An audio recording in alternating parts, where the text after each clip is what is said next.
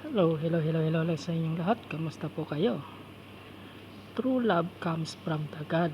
Ang tunay na pag-ibig ay nagmumula sa Diyos.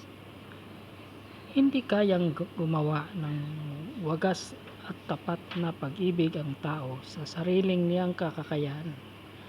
Ang tunay na pagmamahal yung walang kapalit, walang kondisyon at galing lamang sa Diyos.